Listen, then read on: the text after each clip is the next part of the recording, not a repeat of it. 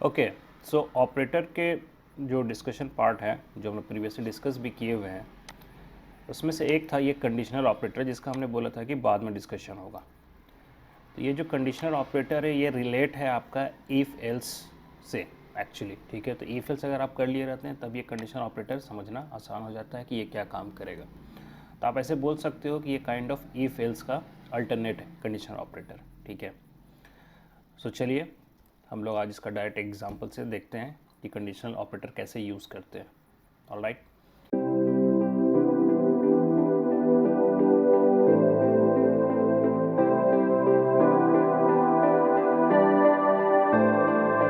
So let me open a new file hair.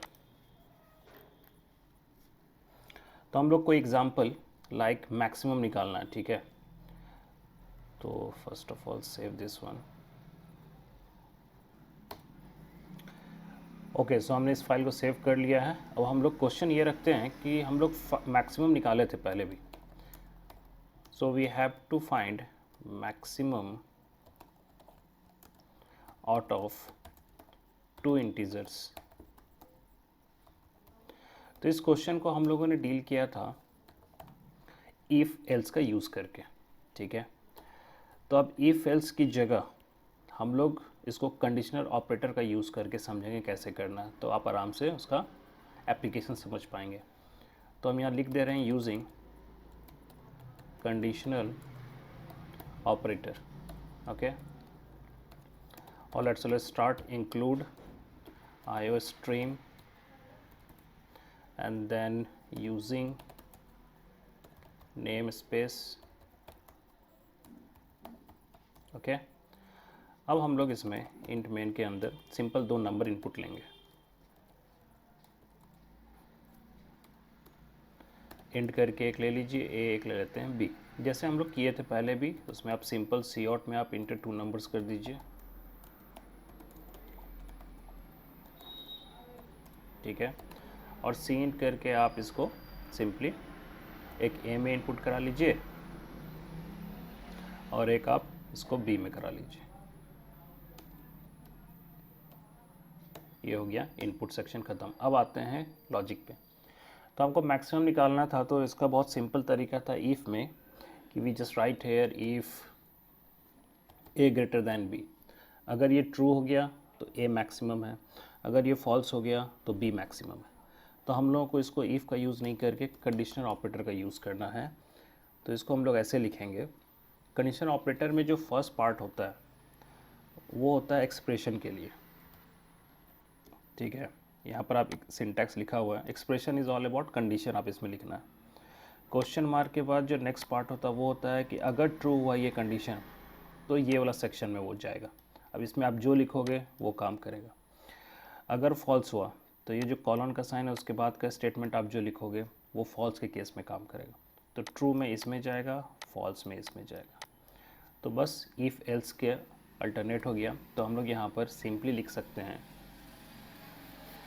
पहले condition लिखते हैं A greater than B, then question mark, और question mark के बाद आप यहाँ पर डायरेक्ट स्टेटमेंट लिख सकते हैं। लाइक अगर ट्रू हुआ तो इसका मतलब ए बड़ा है, तो उस कंडीशन में आप सी आउट में यहाँ लिख सकते हैं ऐसे मैक्सिमम इक्वल टू ए, और कॉलन का साइन दीजिए, ठीक है। And then second C out में आप लिखिए maximum equal to B, semicolon last में लगाते हैं, ठीक है। तो ये हो गया कंप्लीट स्टेटमेंट। अगर ये सक्सेसफुली हमें आउटपुट दे रहा है इसका मतलब है हमारा ये क्लियरली लॉजिक काम कर रहा है। तो लेट्स सी, पहले हम लोग कंपाइल एंड रन पे क्लिक करते हैं, देखते हैं अगर कोई एरर होगा तो शो करेगा। So there is no error, okay. तो let's run, like let me put here 12, let me put here 15, ठीक है। तो आंसर 15 आना चाहिए, इसका मतलब है कि सेकंड वाला जंप करना चाहिए। तो क्लियरली यहाँ पर मैक्सिमम 15 आ रहा है। तो आराम से हम लोग इस तरह से इफ एल्स जो हम लोग को लिखना पड़ा उसकी जगह ये एक लाइन में भी आप लिख सकते हैं। ये आपका सेम वही आउटपुट देगा जो आपका इफ एल्स वाला दे रहा था। ऑलराइट, तो first part is a condition, second part is a true true true वाला जो कंडीशन वो लिखना है, ठीक है, एंड जो थर्ड पार्ट है वो है फॉल्स वाला कंडीशन। अब इसी को मैं एक और तरीका से बता रहा हूँ, ठीक है, देखिए केयरफुल्ली। यहाँ मैं कमेंट साइन इसको दे दिया, ठीक है। इसको अब जो मुझे अंदर 2 बार सी आउट लिखना पड़ा, आप इसको एक सी आउट से भी काम चला सकते हैं, ठीक है। कैसे? तो आप इसको डायरेक्ट भी ऐसे लिख सकते हैं, सी आउट, और सी आउट के अंदर में आप मैसेज लिख दीजिए पहले, maximum equal to, okay, and then after that आप यहाँ पर सिंपली वो जो कंडीशन लगाए थे उसको आप यहाँ पर यूज़ कीजिए। तो कंडीशन ये था ए ग्रेटर दैन बी, इसको चेक करना था, तो क्वेश्चन मार्क लगाए। अगर ये ट्रू हुआ तो ए को ये रिटर्न करेगा। इस बार ए डायरेक्ट डिस्प्ले नहीं कराना है, ए को ये रिटर्न करेगा, और रिटर्न करेगा तो ये सी आउट जो उस ए को डिस्प्ले कराएगा मैक्सिमम के बाद। तो यहाँ पर बस आप लिख दीजिए ए, सी आउट में ए लिखने का ज़रूरत नहीं है, सिर्फ ए लिख दीजिए। देन कॉलन का साइन देखिए, अगला में लिख दीजिए बी, ओके। तो या तो ए डिस्प्ले होगा या तो बी, क्योंकि ये कंडीशन चेक करता है, ट्रू होगा तो ए वाला रिटर्न करेगा, फॉल्स होगा तो बी वाला। तो एक ही सी आउट में आप इसको ये काम कर सकते हैं जो मैंने यहाँ पर अंदर में अलग अलग सी आउट लिखा। तो लेट्स सी कि ये आउटपुट हमें दे रहा है कि नहीं। Okay, there is a error, इसका मतलब है सी आउट में डायरेक्ट रिटर्न नहीं कर रहा है। इसको मैं ब्रैकेट में लगा के देखता हूँ। ओके, हाँ, तो एक्चुअली सी आउट का साइन रहता है उसके बाद तुरंत था, तो इसलिए वो कंफ्यूज करता ऑपरेटर कौन सा क्या यूज़ हो रहा। तो हम लोग ब्रैकेट लगा दिए, तो अपना एक बाइफर्केट हुआ कि ये ग्रुप ऑफ ऑपरेटर एक साथ है। तो अभी भी इंटर 2 नंबर्स आ रहा है, ठीक है। So we just put here 17 and then put here 14। तो इस बार 17 आंसर अगर आ रहा है तो इसका मतलब है हमारा सक्सेसफुली ये वाला लॉजिक भी काम कर रहा है, और हम लोग एक लाइन में भी सी आउट के साथ एक ही बार में लिख सकते हैं। आपको 2 अलग अलग सी आउट लिखने का ज़रूरत नहीं पड़ेगा, ठीक है। ये सब तरीका है कि 2-2 स्टेटमेंट लिख रहे हो तो सेकेंड मैथड करके आप यहाँ पर, सेकेंड लॉजिक करके आप यहाँ पर कमेंट साइन में लिख दीजिए अपने कॉपी में, तो आपके पास दोनों लॉजिक लिखा हुआ रहेगा, एग्ज़ाम में कोई एक यूज़ कर लीजिएगा। अब इसी क्वेश्चन को, ठीक है, क्योंकि कंडीशन ऑपरेटर को थोड़ा हम एक्सपैंड करते हैं कि अगर 3 नंबर हो, ठीक है, तो कैसे होगा।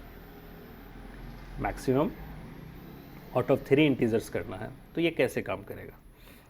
क्योंकि इन जनरल हम लोग को पता है इफ एल्स में हम लोग एंड ऑपरेटर यूज़ करके सॉर्ट आउट कर पाते हैं, बट यहाँ पर तो आप एंड ऑपरेटर ऑप्शन अभी नहीं दिख रहा, हम लोग वन लाइनर लिख रहे हैं एकदम स्ट्रेट कंडीशन ऑपरेटर का यूज़ करके। तो अगर 3 इंटीजर लिए तो आप, और एक बार में तो ये 2 ही का आंसर दे रहा है, आप देख रहे हो, ठीक है, या तो ए या तो बी। अब 3 है तो 3 यहाँ पर कैसे लिख देंगे, इसका तो सिंटैक्स फिर ब्रेक हो जाएगा, दिक्कत होगा। तो इसको कैसे सॉल्व किया जाए यूजिंग कंडीशन ऑपरेटर, तो बहुत ही सिंपल है। इस सिचुएशन में अगर आपको 2 बार कंडीशन ऑपरेटर यूज़ करना पड़े, लाइक पहले आपको ए और बी में फाइंड कर लेना है, उसमें से जो निकला उसको फिर सी से कंपैरिजन कर लेना है, दैट्स इट।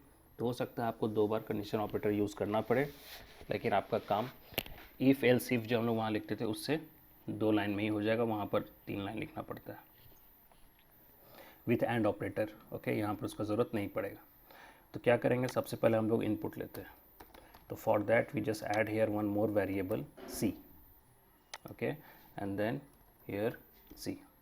ये हो गया इनपुट।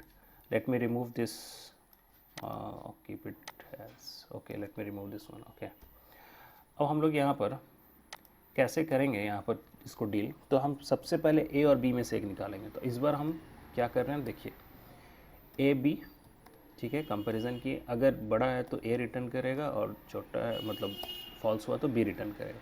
लेकिन कहाँ रिटर्न करेगा, क्योंकि हमको अब सी से भी कंपैरिजन करना है। तो ए और बी में से कोई एक बड़ा निकला, ठीक है, क्लियर है, कोई एक तो होगा ही, उसको फिर निकाल के हमको सी से करना, तब ना फाइनल आंसर पता चलेगा। तो ए और बी में से जो भी निकला उसको एक आप थर्ड वेरिएबल में स्टोर कीजिए, एक अलग से वेरिएबल लेके स्टोर कर सकते हैं। जैसे कि हम एक पी ले लिए, मान लीजिए, ऊपर हम लोग पी भी डिक्लेयर कर लिया, और नेक्स्ट लाइन में we just add here P को कंपैरिजन कर लेंगे सी से, ठीक है। और अगर क्योंकि P में या तो A का वैल्यू होगा या तो B का, हमको तो वैल्यू से मतलब है, ठीक है। अब उस P को कंपैरिजन कर लो C से, अगर ट्रू हो गया तो इसका मतलब P का वैल्यू ही बड़ा है, और अगर फॉल्स हुआ तो इसका मतलब C बड़ा था, ठीक है। 2 लाइन में हम लोग इस तरह से कर सकते हैं, और इसको भी आप स्टोर कर सकते हैं किसी वेरिएबल में, या सेम P में भी कर सकते हैं, क्योंकि दोनों में से कोई एक बड़ा निकला। आइदर P के अंदर P का वैल्यू होगा या फिर C का वैल्यू जाएगा, कोई एक ही जाएगा। तो लास्ट में हम लोग P को यहाँ पर डिस्प्ले करा सकते हैं। एक ही COT में अभी भी काम हो जाएगा, ठीक है, बट इस बार हम लोग वैल्यू को रिट्रीव करके एक वेरिएबल में स्टोर कर रहे हैं। तो एक तो ये टेक्निक हो गया, इसका आंसर एग्जैक्टली आएगा, जो हम लोग एक्सपेक्टेड है आएगा। लेकिन मैं इसमें एक और चीज़ मॉडिफाई कर देता हूँ कि ये P नहीं भी लेंगे तो भी काम चल सकता था। यही ABC का यूज़ करके वी कैन हैंडल। तो मैं पहले भी बोला हूँ कि अगर कहीं पर कम से कम वेरिएबल में काम करना हो, काम बन जा रहा हो, तो हम लोग एक्स्ट्रा क्यों लेंगे, ठीक है। तो हम लोग यहाँ पर क्या करेंगे कि A और B में से कोई एक बड़ा निकलेगा, ठीक है, तो उसको आप A में स्टोर कर लो। मतलब A का वैल्यू अब चेंज हो गया, या तो A में A का ही वैल्यू जाएगा अगर ट्रू हुआ तो, या फिर A के अंदर B का वैल्यू जाएगा, ठीक है। तो A को हम लोग एक तरह से रीयूज़ कर लिए, तो आपको एक्स्ट्रा वेरिएबल नहीं लेना पड़ा, क्योंकि दोनों में से जो निकलना था निकल के आ गया है A के पास, ठीक है। आइदर उसमें A का वैल्यू हो और B का।